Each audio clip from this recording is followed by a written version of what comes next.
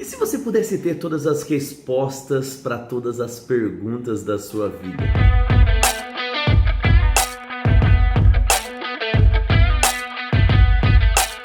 Se você pudesse encontrar em algum lugar tudo aquilo que você precisa saber para ser bem-sucedido em todas as áreas da sua vida.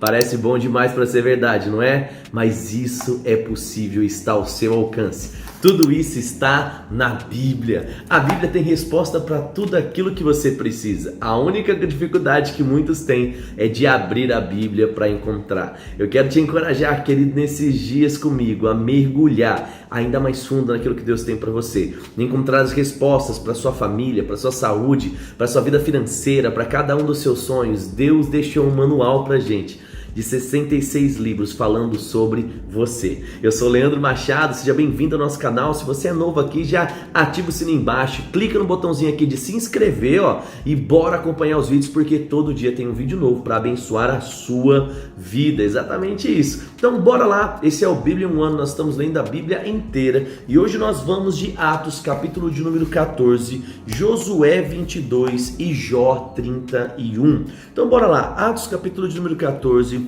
a partir do verso de número 1, ele diz assim, Em Icônio, Paulo e Barnabé também foram à sinagoga judaica e falaram de tal modo que muitos creram, tanto os judeus quanto os gentios. Alguns dos judeus que não creram, porém, incitaram os gentios e envenenaram a mente deles contra Paulo e Barnabé. Ainda assim, os apóstolos passaram bastante tempo ali, falando corajosamente da graça do Senhor.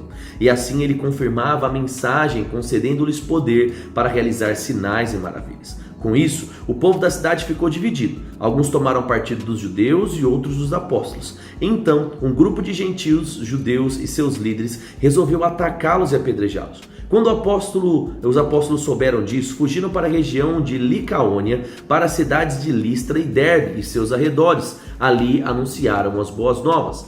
Enquanto estavam em Listra, Paulo e Barnabé encontraram um homem com os pés aleijados. Sofria desse problema desde o nascimento e, portanto, nunca tinha andado. Ele estava sentado e ouvia Paulo pregar, então Paulo olhou diretamente para ele e, vendo que ele tinha fé para ser curado, disse em voz alta: "Levanta-se." O homem se levantou em um salto e começou a andar. A multidão, vendo o que Paulo havia feito, gritou no dialeto local: "Os deuses vieram até nós em forma de homens." E concluíram que Barnabé era o deus grego Zeus e Paulo era o deus Hermes, pois era quem proclamava a mensagem.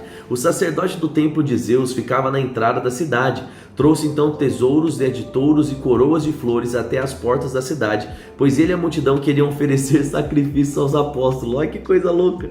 Quando Barnabé e Paulo ouviram o que estava acontecendo, rasgaram as roupas e começaram a correr para o meio do povo, gritando: "Amigos, por que vocês estão fazendo isso? Somos homens como vocês. Viemos lhes anunciar as boas novas para que abandonem essas coisas sem valor e se voltem para o Deus vivo que fez os céus e a terra, o mar e tudo que nele há. No passado, ele permitiu que as nações seguissem seus próprios caminhos, mas nunca deixou sem evidência de sua existência e de sua bondade. Ele lhes concede chuvas e boas colheitas e também alimento para um coração alegre." Apesar dessas palavras, Paulo e Barnabé tiveram dificuldade de impedir que o povo oferecesse sacrifício. Olha como o povo é louco, né? Então alguns judeus chegaram de Antioquia e Icônio e instigaram a multidão. Apedrejaram Paulo e o arrastaram para fora da cidade, pensando já que estivesse morto. No entanto, quando os discípulos o rodearam, ele se levantou e entrou novamente na cidade.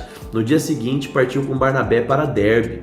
Depois de terem anunciado as boas novas em Derbe e feito muitos discípulos, Paulo e Barnabé voltaram a Listra, Icônio e Antioquia da Pisídia, onde fortaleceram os seus discípulos. Eles os encorajaram a permanecer na fé, lembrando que é necessário passar por muitos sofrimentos até entrar no reino de Deus. Paulo e Barnabé também escolheram presbíteros em cada igreja, com orações e jejuns os entregaram aos cuidados do Senhor em quem haviam crido.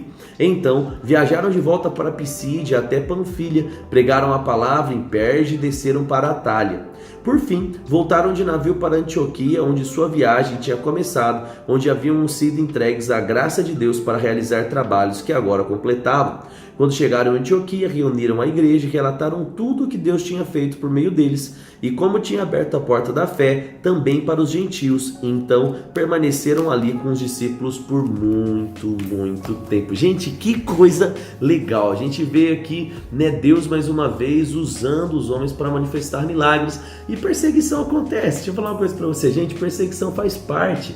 sabe? E é por isso que como igreja nós não podemos ter medo de falar as verdades. Você não precisa atacar as pessoas, pregue a verdade. As pessoas vão se sentir atacadas, é óbvio, porque elas querem que você, né, de fato concorde com aquela mentira que hoje é passada como verdade. Mas ensine, querido, que o homem casa com mulher, né, que nós temos ali, Deus criou Adão e Eva. Ensine princípio de caráter, princípio de honra, princípio que hoje em dia já não existe mais, né? Então você precisa falar a palavra, né? Ah, pastor, mas vão falar mal de mim. Ei, querido, Paulo aqui estava ensinando aqueles discípulos, ele disse: fica tranquilo que até Jesus voltar ou até você ser arrebatado, vai passar por muita perseguição, por muito sofrimento, e tá tudo bem, porque vai ter graça para suportar. Amém? Bora lá então.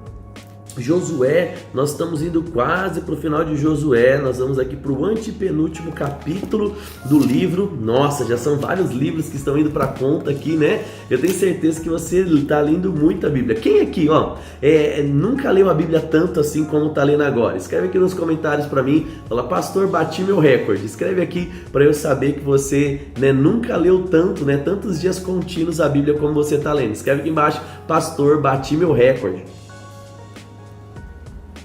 Beber uma aguinha aqui, né? Para hidratar. Bora lá então. Josué 22, verso 1. Ele diz: então Josué convocou as tribos de Ruben e Gade e a meia tribo de Manassés e lhes disse: vocês fizeram tudo que Moisés, servo do Senhor, mandou e obedeceram todas as minhas ordens. Durante todo esse tempo e até hoje, não abandonaram seus irmãos das outras tribos e tiveram cuidado de obedecer tudo o que o Senhor seu Deus ordenou. Agora, o Senhor seu Deus concedeu descanso aos seus irmãos, como prometeu a eles. Portanto, voltem para casa, para a terra de Moisés, servo do Senhor, né, que lhes deu... o Senhor lhes deu como sua propriedade do outro lado do rio Jordão. Mas tenham cuidado de cumprir todos os mandamentos e a lei que Moisés, o servo do Senhor, lhes deu. Amem o Senhor sobre todas as coisas, amem o seu Deus, andem nos seus caminhos, obedeçam os seus mandamentos, apeguem-se a ele firmemente e sirvam-no de todo o coração, de toda a alma. Então Josué os abençoou e os despediu, e eles foram para casa. Verso 7. Moisés tinha dado o território de Bazã, a leste do rio Jordão, a meia tribo de Manassés. A outra metade da tribo de Josué deu as terras a oeste do Jordão. Quando Josué se despediu deles, os abençoou e disse: voltem para as casas com toda a riqueza que tomaram de seus inimigos. Grandes rebanhos, prata, ouro, bronze, ferro e muitas roupas. Repartam os despojos com seus parentes. Assim, os homens de Ruben, de Gade e a meia tribo de Manassés deixaram os outros israelitas em Siló, na terra de Canaã, e partiram para sua própria terra em Gileade, da qual haviam tomado posse de acordo com a ordem de Moisés. 10. Enquanto ainda estavam em Canaã, chegaram a um lugar chamado Gililote, perto do rio Jordão. Ali, os homens de Ruben e Gade, da meia tribo de Manassés, pararam e construíram um altar grande e imponente. Os outros israelitas souberam que os membros da tribo de Ruben e Gade, da meia tribo de Manassés, haviam construído um altar em Gelilote, nos limites da terra de Canaã, do lado do oeste do Jordão. Por isso, toda a comunidade de Israel se reuniu em Siló e se preparou para guerrear contra eles. Antes, porém, enviaram à terra de Gileade uma delegação liderada por Finéias, filho do sacerdote Eleazar, para conversar com as tribos de Ruben e Gade e a meia tribo de Manassés. A delegação era formada por 10 líderes de Israel, um de cada das 10 tribos, e todos eles eram chefes de suas famílias dentro dos clãs de Israel.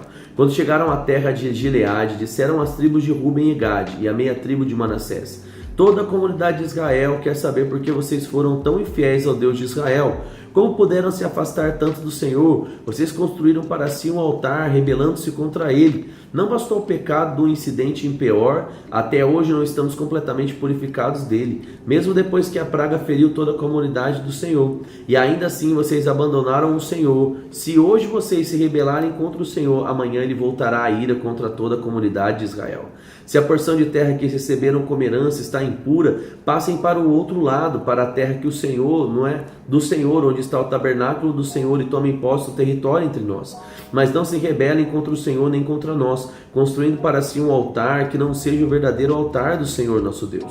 Quando Acã, descendente de Zerá, foi infiel ao Senhor, roubando coisas separadas para o Senhor, a ira divina não caiu sobre a comunidade de Israel?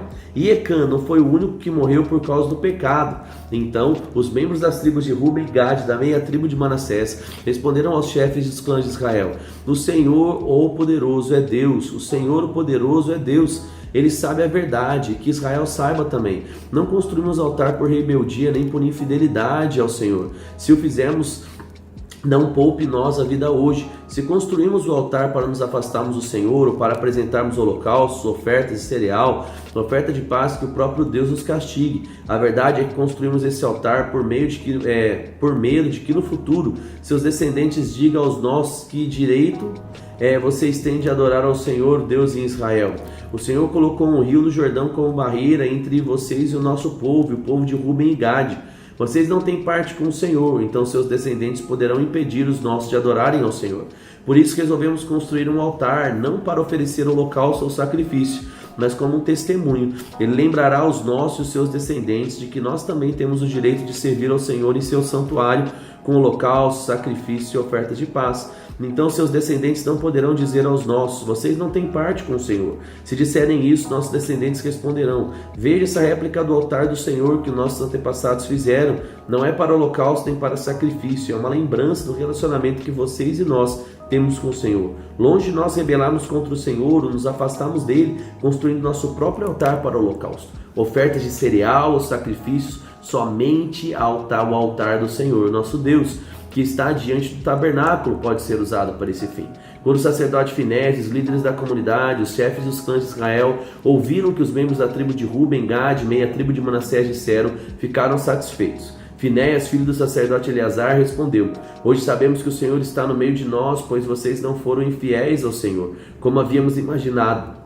Ao contrário, livraram Israel de ser destruído pela mão do Senhor. Então Finéias, filho do sacerdote Eleazar, e outros líderes deixaram as tribos de Ruben e Gade e Gileade e voltaram então para a terra de Canaã para relatar aos israelitas o que havia acontecido. Todos os israelitas ficaram satisfeitos, louvaram a Deus e não falaram mais em guerrear contra Ruben e Gade. Os membros da tribo de Ruben e Gade chamaram o altar de testemunho, pois disseram: é um testemunho entre nós e eles de que o Senhor também é o nosso Deus. Gente, olha que coisa interessante.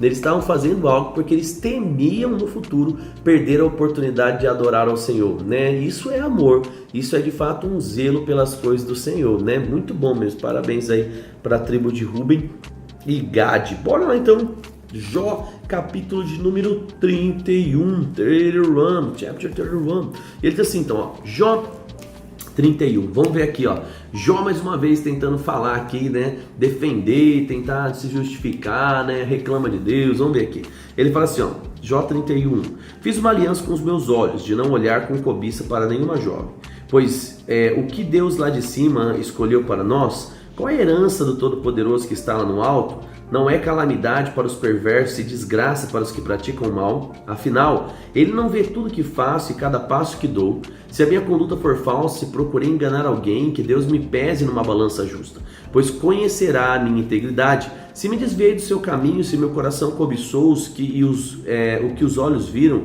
ou se sou culpado de algum outro pecado, que os outros comam o que semeei, que minhas plantações sejam arrancadas pela raiz. Se meu coração foi seduzido por uma mulher, ou se cobicei a esposa do meu próximo, que a minha esposa se torne serva de outro homem e que outros durmam com ela, pois a cobiça é um pecado vergonhoso, um crime que merece castigo.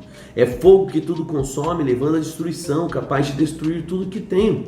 Se fui injusto com os meus servos e servas quando me apresentaram suas queixas, que farei quando Deus me confrontar? O que direi quando Ele chamar para prestar contas? Pois o mesmo Deus que me criou, também criou os meus servos. Formou-me no ventre materno, tanto eu como Ele. Acaso não recusei eu de dar aos pobres? Acabei com a esperança porventura da viúva?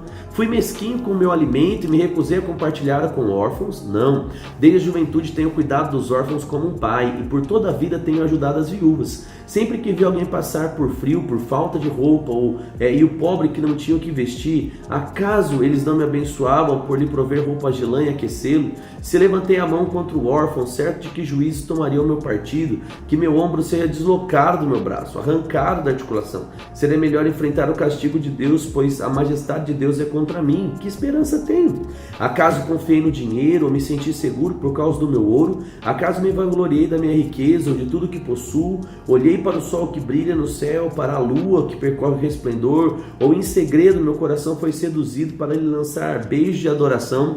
Se fiz, devo ser castigado pelos juízes, pois significa que neguei a Deus que está lá no alto. Alguma vez me alegrei com a desgraça dos meus inimigos, ou exultei porque lhes aconteceu algum mal? Não, jamais cometi o pecado de amaldiçoar alguém ou de pedir sua morte como vingança. Meus servos nunca deixaram...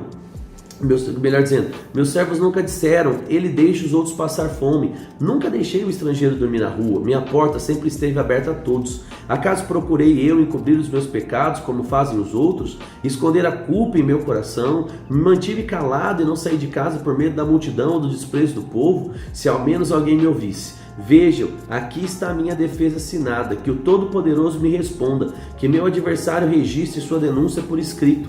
Eu enfrentaria a acusação de peito aberto e a usaria como coroa, pois eu diria a Deus exatamente o que tenho feito. Compareceria diante dele como um príncipe. Se todos os seus sulcos clamarem, se roubei suas colheitas ou se matei seus dons, que cresçam espinhos em lugar de trigo, ervas daninhas em lugar de cevada. Assim terminaram as palavras de Jó. Gente, que coisa doida, né? A gente já está indo quase ali para o final também no capítulo de Jó, falta um pouquinho ainda aí, perto aí de 10 capítulos, e a gente está vendo que Jó, ele está falando, mas eu não fiz nada, o que eu fiz? Ele está tentando entender do porquê as coisas estão acontecendo. Ora ele está com muita raiva, e ele fica, Deus, falando, nossa, bateu um sono aqui. Ele fica falando as coisas, né, reclamando, outra hora ele fala, puxa Deus, você é bom, você é todo poderoso, não é? Mas é muito legal a gente ver e aprender, porque todo mundo, se não passou, né, talvez passe por um momento de pressão, e é nesse momento que você precisa saber, de fato, como agir de forma correta. Então, a gente viu ali, né, Paulo e Barnabé pregando, sendo confundido com deuses, Hermes e Júpiter ali, né, a galera de Zeus indo lá, o negócio, uma bagunça santa, né, e a gente vê depois ali Josué distribuindo, quase tendo uma guerra entre o povo, porque tinha um mal entendido, e aqui Jó mais uma vez abrindo o seu coração. Você que chegou até aqui comigo, escreve aqui, ó, só existe um Deus. Nós vimos lá em Atos que não existem outros deuses, não existe outro que é digno de adoração, apenas um. Então escreve aqui embaixo nos comentários, existe só um Deus. E eu queria orar por você. Pai, no nome de Jesus, que eu quero colocar a vida de cada irmão e irmã diante do Senhor, eu declaro mesmo o melhor do Senhor acontecendo.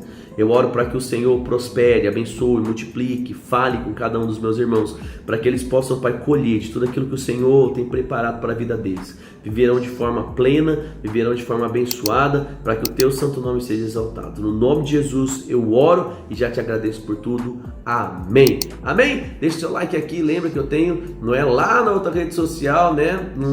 Que você usa o arrobinha também lá, ou Leandro Machado, você pode me seguir lá, eu tenho uma live, né, todo dia, de segunda a sexta às 7h27, para edificar o seu coração. Deixa o like se você não deixou, e eu te espero amanhã no nosso próximo vídeo. Um grande abraço e tchau, tchau.